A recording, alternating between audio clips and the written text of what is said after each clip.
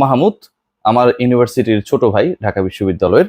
এবং অনেকেই আসলে আমাকে ট্যাগ করে করে পোস্ট দিচ্ছে। তিনি যুব ও ক্রীড়া মন্ত্রণালয়ের দায়িত্ব পেয়েছেন উপদেষ্টা হিসেবে। বর্তমান যে অন্তর্বর্তীকালীন সরকার রয়েছে সেই সরকারের তিনি অংশ। এবং সেখানটায় যে ট্যাক্স গুলো এসেছে সেখানটায় হচ্ছে যে আসিফ, এরপরে রিয়াসাত ভাইয়ের প্রশ্ন সামলানোর জন্য তুমি রেডি হও, তোমার জন্য শুভকামনা। রিয়াসাতের প্রশ্ন সামলানোর জন্য তাদের রেডি হওয়া দরকার যারা আসলে 2 নাম্বার দুর্নীতিবাজ, কোন একটা জায়গায় ঘাপলা করেছে, তাদের ওই টেনশনটা থাকে। সো আসিফদের জন্য বা আসিফ মাহমুদের জন্য যারা নতুন দিনের দিশারি, তাদের সেই সমস্যাটুকু হবে না। আসিফরা যেহেতু নতুন একটা দায়িত্ব পেয়েছে এবং বাংলাদেশ নতুনের পথে এগিয়ে যাচ্ছে, যতটুকু শুনছি যে যারা উপদেষ্টা রয়েছে তাদের ডেপুটি হিসেবে তাদেরকে সহযোগিতা করার জন্য স্টুডেন্টসদেরকে ইনভলভ করা হবে। যুব ক্রীড়া মন্ত্রণালয়ের প্রতি আমার এক্সপেকটেশনসটা অনেক স্কাই হাই। বাংলাদেশের এই স্পোর্টস নিয়ে অনেক ধরনের প্রশ্ন রয়েছে, বছরের পর বছর এই প্রশ্নগুলো হয়ে এসেছে, কিন্তু এগুলো সমাধান আমরা পাই নাই। বছরের পর বছর ধরে কচ্ছপের মতো করে বাংলাদেশের ক্রীড়া ফেডারেশনগুলোতে কিছু আদুভাই সংগঠক তারা তাদের মতো করে সেখানটায় ঘাপটি মেরে রয়েছে, কিন্তু তাদের কোনো অবদান নেই। অনেকে আবার রয়েছেন বছরের পর বছর ধরে এই পোস্টগুলো হোল্ড করেছেন, ঠিকই কাজ করেছেন, কিন্তু মোস্ট অফ দেম তারা হচ্ছে শুধুমাত্র ওই সোশ্যাল স্ট্যাটাসটার জন্য বিএফএফ কিংবা হচ্ছে বিসিবি কিংবা অন্য যে ফেডারেশন গুলো রয়েছে সেখানটায় রয়েছেন। আসিফ মাহমুদ বা আসিফ মাহমুদদের প্রথম কাজ হবে বাংলাদেশের সকল ক্রীড়া ফেডারেশনকে রিফর্ম করা। বাংলাদেশের সকল ক্রীড়া ফেডারেশনকে রিফর্ম করা। বিশেষ জায়গায় বাড়ি হলেই আমি অ্যাথলেটিক্স ফেডারেশনের বিশাল লিডার হয়ে যাব। বিশেষ ব্যক্তিবর্গের কাছের হলেই আমি বাংলাদেশ ক্রিকেট বোর্ডের পরিচালক হয়ে যাব। বিশেষ কারো আত্মীয়তার সম্পর্কে আমার ছেলেমেয়ের কারো ছেলেমেয়ের সাথে ভালো সম্পর্ক দেখে আমি বাংলাদেশ ফুটবল ফেডারেশনকে প্রায় 15-16 বছর থেকে নিজের মতো করে চুইংগামের মতো করে চুষতে থাকবো। এটা ভাই হতে পারে না। এখান থেকে বাংলাদেশের স্পোর্টসকে বের করতে হবে। একটা ভয় জায়গা নিয়ে, একটা ভীতি জায়গা নিয়ে স্ট্যাটাস আমি অনেক জায়গায় দেখছি। আমি যেহেতু আইসিসি এবং এসিসি কিংবা বিএফএফ কিংবা বিসিবি যেভাবে চলে সেই স্ট্রাকচার গুলো আমি মোটামুটি জানি, পড়াশোনা করি। তো আমি একটু আসিফদেরকে অভয় দিতে চাই। এই যে অনেকেই বলছেন যে বিসিবিতে কোনো ধরনের ইন্টারফেয়ারেন্স করা যাবে না, এটাতে আইসিসি নিষেধাজ্ঞা আসবে, বাংলাদেশ শ্রীলঙ্কা হয়ে যাবে, সামনে ওয়ার্ল্ড কাপ আছে, সেটা হবে না। বিএফএফ এর ক্ষেত্রে একই রকম, কোনো সমস্যা নেই। তো কেন নেই এই কথা বলছি, বাংলাদেশ ক্রিকেট বোর্ডের প্রেসিডেন্ট নাজমুল হাসান পাপন তিনি তো আগামী সময়টাতে ক্রিকেট বোর্ড পরিচালনার জন্য বাংলাদেশে এভেলেবেল থাকবেন না, আমি যতটুকু বুঝি। আমি কাউকে ছোট বড় করছি না, পরিবর্তিত প্রেক্ষাপটে পাপন ভাই থাকবে না। এখন পাপন ভাইয়ের উচিত হচ্ছে এখান থেকে পদত্যাগ করে দেয়া। আমরা যদি খেয়াল করি, ঢাকা বিশ্ববিদ্যালয়ের প্রক্টররা পদত্যাগ করেছে, বিভিন্ন ইউনিভার্সিটির ভিসি যারা রয়েছেন তারা পদত্যাগ করেছেন, তাদের পদ ছেড়েছেন। কোর্টের অ্যাটর্নি জেনারেল হিসেবে যারা কাজ করছেন তারা তাদের পদ থেকে সরে দাঁড়িয়েছেন। আব্দুল সালাম মুর্শিদি স্পোর্টস ফেডারেশনের, বাংলাদেশ ফুটবল ফেডারেশনের সহসভাপতি ছিলেন, সিনিয়র সহসভাপতি, তিনি পদত্যাগ করেছেন। পাপন ভাইয়ের সমস্যাটা কোথায়? পাপন ভাই যদি পদত্যাগ করেন, এবং এই পদত্যাগ করাটা পাপন ভাইয়ের দিক থেকেই আসাটা আমি মনে করি সমীচীন এবং সম্মানীয়, তাহলে বাংলাদেশ ক্রিকেট বোর্ডের যে পরিচালকরা রয়েছে এই মুহূর্তে এভেলেবেল, একটা সভা করে অন্তর্বর্তী প্রেসিডেন্টের দায়িত্ব কাউকে দিতে পারে, যে পাপন ভাইয়ের অনুপস্থিতিতে তিনি দায়িত্ব পালন করবেন। যেহেতু vice president Bangladesh cricket board বিভিন্ন সময়ে মোটামুটি এই পোস্টার ইলেকশনটা করে নাই, এটা অনেকটা চালাকি করে নাই। যাই হোক, ওই আলোচনাগুলো আমি করতে চাই না, নেগেটিভ আলোচনা না। নাজমুল হাসান পাপন যদি পদত্যাগ করেন, সেই জায়গায় কেউ না কেউ তো আসলো। এনএসসির দিক নির্দেশনা অনুযায়ী যদি বাংলাদেশ ক্রিকেট বোর্ড একটা অ্যাডহক কমিটির মতো করে হয়, ইন্টারিম বডি যদি হয়, তাহলে তো এখানে আইসিসি নিষেধাজ্ঞা আসার সুযোগ নাই, কারণ নাজমুল হাসান পাপন নিজেই পদত্যাগ করছেন, তাকে কোনো ফোর্স করা হচ্ছে না।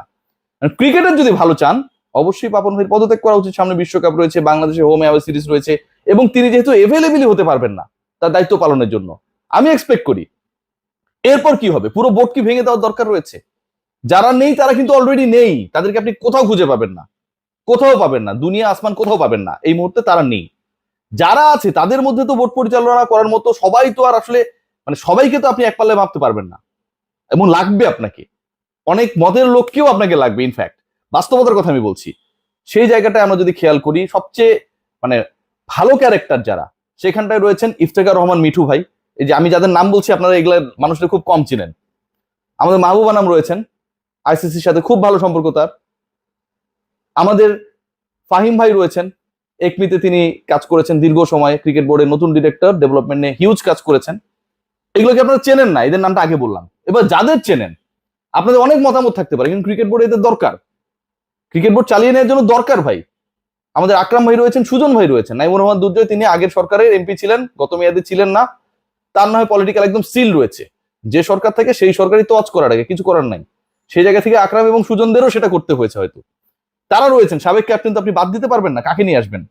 আপনি নতুন করে পাইলট ভাইকে ঢুকান না। সো ইন্টারিম একটা বডি করে ক্রিকেট বোর্ডকে এগিয়ে নিয়ে যাওয়া সম্ভব। এখন সেটা করবে কি করবে না সেটা কিন্তু একটা প্রশ্ন।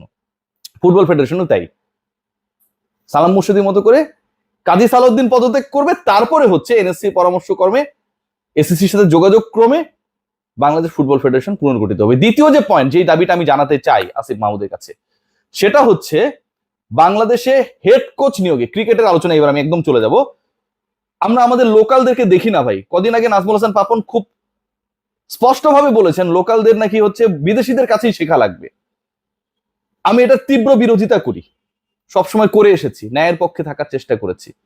মোহাম্মদ সালাউদ্দিন থেকে শুরু করে, সোহেল ইসলাম থেকে শুরু করে, খালেদ মাহমুদ সুজন লোকাল কোচ, তারা থেকে শুরু করে অসংখ্য মানুষ রয়েছে কিন্তু আমার লোকাল কোচেসরা যারা ন্যাশনাল টিমকে লিড করতে পারে।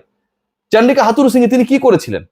একটা বিশ্বকাপের আগে তামিম ইকবালকে বাদ দেওয়া নিয়ে যে ধরনের বাজে খেলা খেলেছেন, যে ধরনের নোংরামি করেছেন, ক্রিকেটার যেই হোক, নামটা ভুলে যান না, যে প্রসেসে যেটা করা হয়েছে এটা কি সাপোর্টেবল?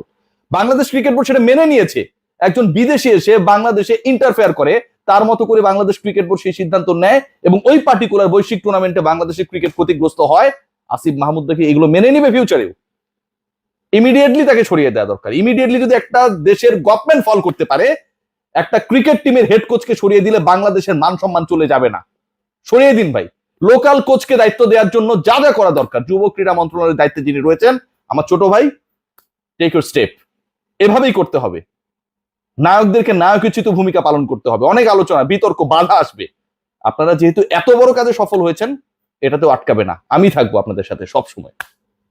চান্ডিকা হাথুরু সিং এ এমন অভিযোগ রয়েছে একজন ক্রিকেটারকে পিটিয়েছেন পর্যন্ত, যেহেতু তার পক্ষে সবাই, শেষ পর্যন্ত সেটা প্রমাণিত হয় নাই।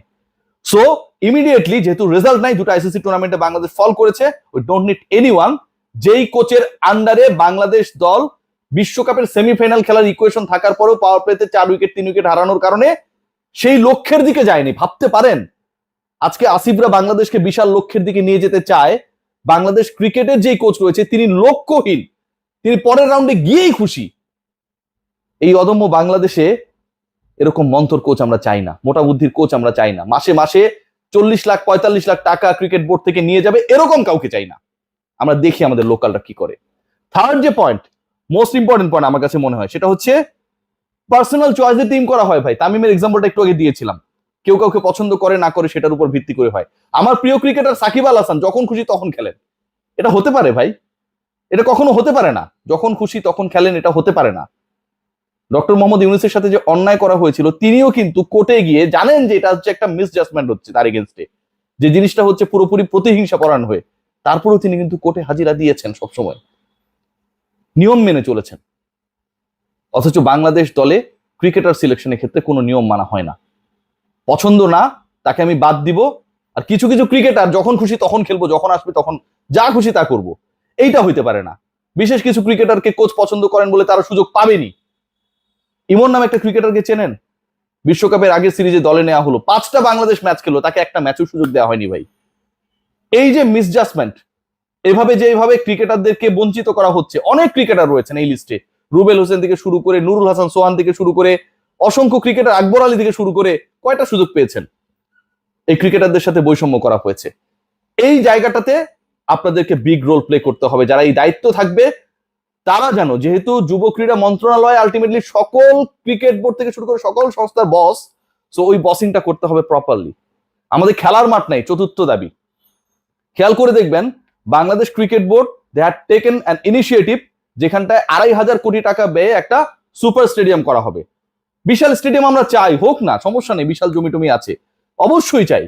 কিন্তু এত বড় কাঠামো করতে গিয়ে আমি যদি তার থেকে কম বাজেটের একটা স্টেডিয়াম করি, লো বাজেটের একটা স্টেডিয়াম করি, ওই জায়গায় যদি আমি 2টা 3টা খেলার মাঠ করে দিই, একটা স্টেডিয়ামে আমার মেইন থাক, অথবা আমি যদি আরো 5টা জায়গা কিনি, সেখানটায় তো আমার ক্রিকেটটা আগাবে।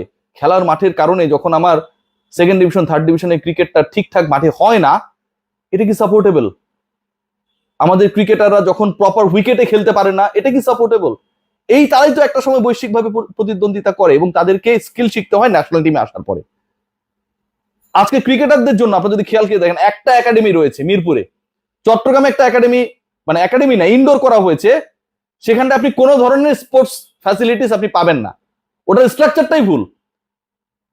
চট্টগ্রাম উন্নয়ন কর্পোরেশন এবং জাইকা, এই দুইটা অর্গানাইজেশন টাকা খাওয়ার নেশায় এত বেশি মেতে ছিল, আমি জিজ্ঞেস করেছিলাম চট্টগ্রাম উন্নয়ন কর্পোরেশনের সেই সময় যিনি চেয়ারম্যান ছিলেন দোভাষ সাহেবকে, যেখানে কি কি খেলা হবে, ব্যাডমিন্টন খেলা হবে।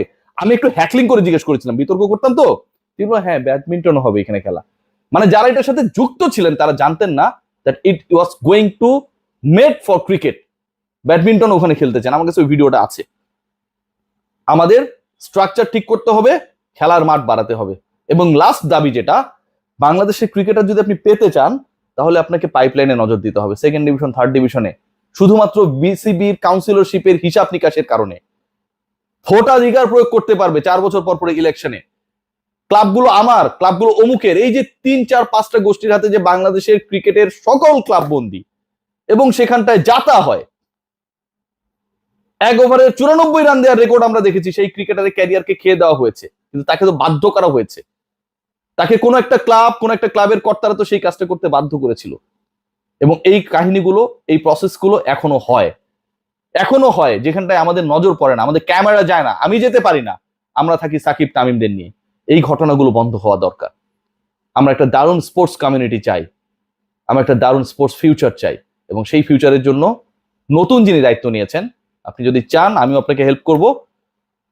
নতুন ভাবে ভাবুন, পুরনোকে দূরে ঠেলে দিয়ে সকল ধরনের তদবিরের কথা আপনারা বলেছেন না, এগুলো চলবে না, এগুলোকে একদম দূরে ঠেলে দিয়ে নতুন বাংলাদেশ করি।